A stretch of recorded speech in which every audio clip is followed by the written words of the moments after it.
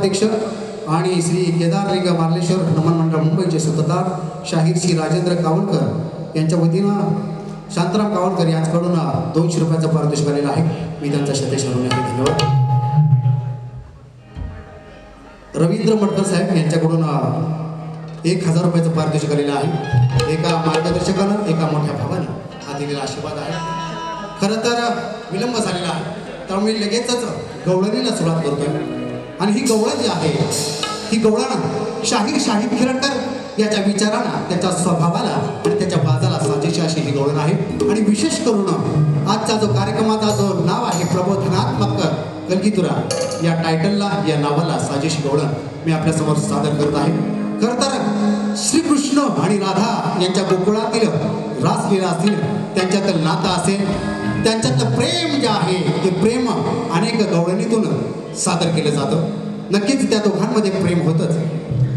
काही लोक द्विअर्थी गाण्यातून सुद्धा राधाकृष्णाला सादर करण्याचा प्रयत्न करतात.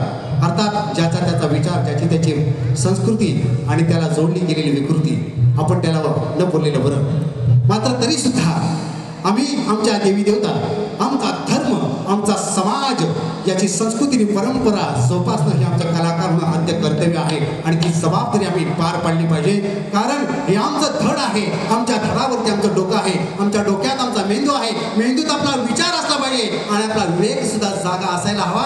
आपण नेमकं काय बोलतो याचं भान ठेवून आपल्याला वागावं लागेल. आपली शाहिरी सादर करावी लागेल. समाजामध्ये आपण ज्यावेळेला एका रिंगणात उभं राहतो, आपण एकटे नसतो तर आपल्या पाठीशी अवघा समाज असतो. तो पाहत असतो. असंख्य डोळे आपल्याकडे नजर लावून असतात. त्यांची मनं आपल्याकडे असतात. त्यांचे मेंदू आपल्याकडे असतात. आणि मग त्या नजरेत, त्या डोळ्यात, त्या मेंदूत आपण काय पेरायचं, काय दाखवायचं हे आपल्याला कळलं पाहिजे. संत तुकोबा म्हणतात की आम्हा घरी धन शब्दांची रत्ने, शब्दांची यत्ने शस्त्र करू. तर ही शस्त्र, ही रत्न जी आहे आपण त्या पद्धतीनं दिली पाहिजेत आणि समाजाला एक आदर्श होता असा कार्यक्रम सादर करण्याचा आपण प्रयत्न केला पाहिजे. माझी जी गवळण आहे ती अध्यात्माकडे जाणार आहे. कारण नुसतं प्रेम आणि नुसत्याच रासलीला सादर करण्यापेक्षा श्रीकृष्णाचं चरित्राचं एक मानवी जीवनाचा अध्यात्म आहे आणि ते अध्यात्म आपण मांडण्याचा प्रयत्न केला पाहिजे. अर्थात ते अध्यात्म समजून घेणे ही सुद्धा एक कला आहे आणि ती कला आपण स्वीकारली पाहिजे, ती समजून घ्यायला हवी. मी सादर करतोय एक गवळण, आपण लक्ष द्या.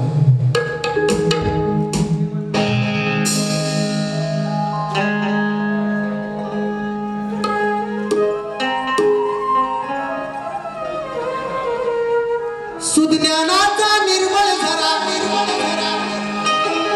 भीमासारखा माणूस खरा जन्म येईल का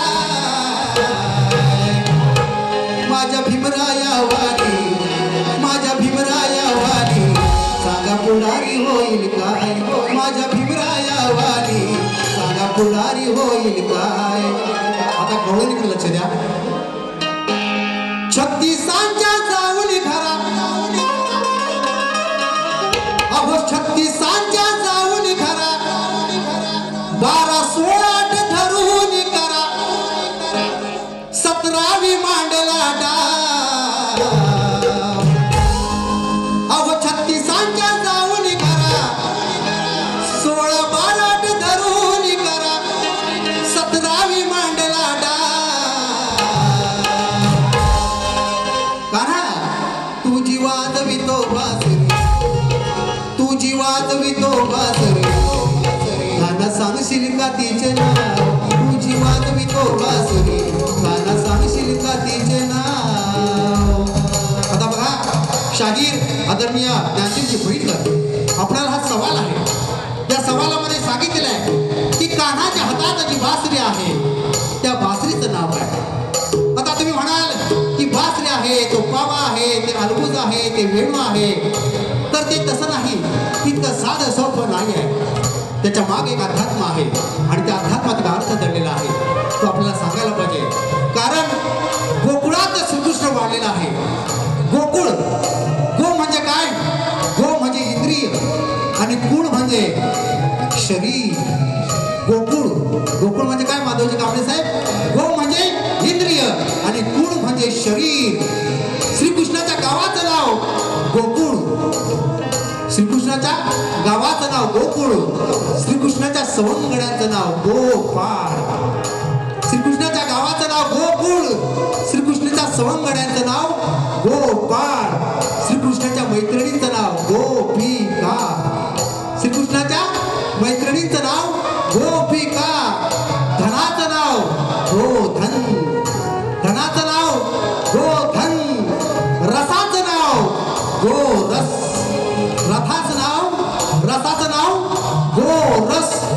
श्रीकृष्णानं एका करंगळीवरती जो पर्वत उचलला त्या पर्वताचं नाव गोवर्धन. गोवर्धन.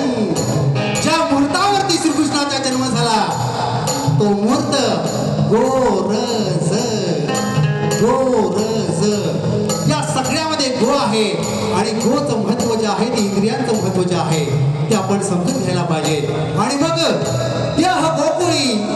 देह गोकुळी. देह गोकुळी हृदय वृंदावनी. वृत्ती गोपिका कृष्णा सवे खेळती.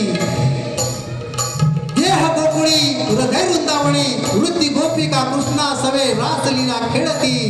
तन मन धन श्री हरी प्रदी अर्पुणी. ब्रह्मानंदे नाचती. ब्रह्मानंदे नाचती. मग ह्या गोपिका ज्या बासरीच्या तालावरती सुरावरती बेभान होऊन नाचत होत्या त्या बासरीचं नेमकं नाव काय हे शाहीर तुम्हाला या ठिकाणी होऊन सांगायचं आहे. अतिशय सोपा वाटलेला हा प्रश्न आहे पण तो तुम्हाला सोडवायचा आहे. मला बघायचा आहे ज्ञान त्याचं जीव किती प्रज्वलित होतं हे बघण्यासाठी आपण सर्व उत्सुक आहोत आणि म्हणून सादर करतोय गवळण.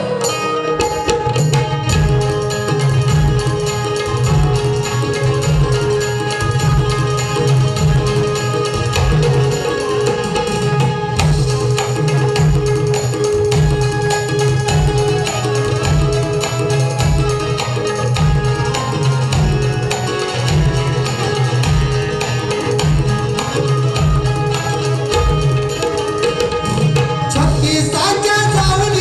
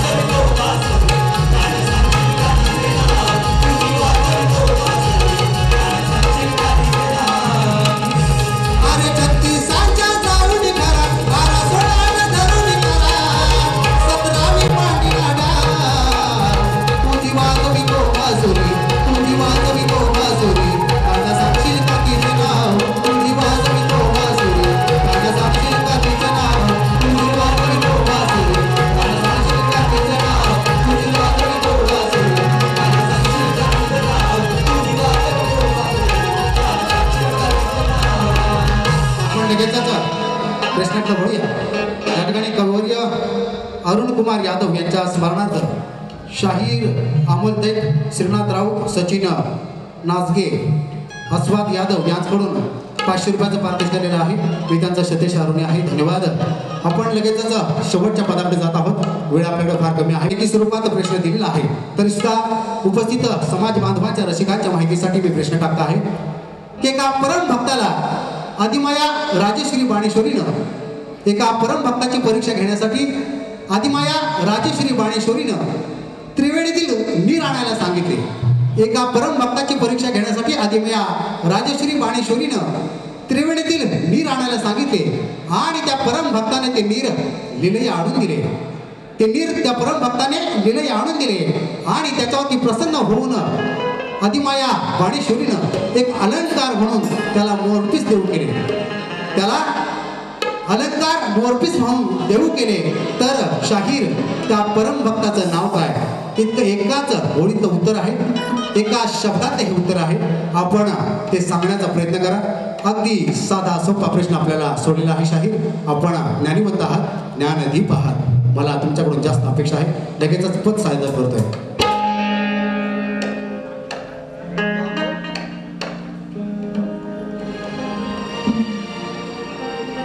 श्री हनुमान भक्त सेवा मंडळ फडसवड रत्नागिरीचे श्री सतीश जोशी यांच्याकडून 500 रुपये पारितोषिक आलेलं आहे. मी त्यांचा शक्तिश ऋणी आहे. बांगड्याची माळ लिंबावानी डोळा. खरं तर आजच्या कार्यक्रमाला प्रमुख अतिथी लोककलेचे सम्राट चंदनजी कांबळे हे या ठिकाणी येणार होते. ते आलेले नाही आहे. मात्र त्यांचे एक आचरणामार्फित आपल्यासमोर सादर करते. त्या गीतावर आधारित मी माझं पद त्या चालीवर आधारित सादर करतोय. बांगड्याची माळ लिंबावानी डोळा उभी आहे नदीच्या काठाला. हो उभी आहे नदीच्या काठाला. लकाबाई कोतराज आला भेटीला. लकाबाई कोतराज आला भेटीला.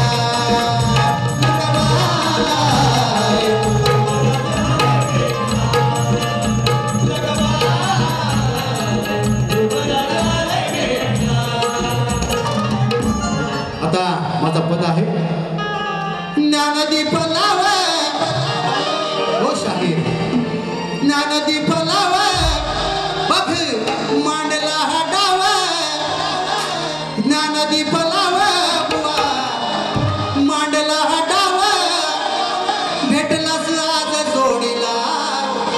हो भेटलास आज जोडीला. शाहिरा तुझ्यावर बाण सोडीला.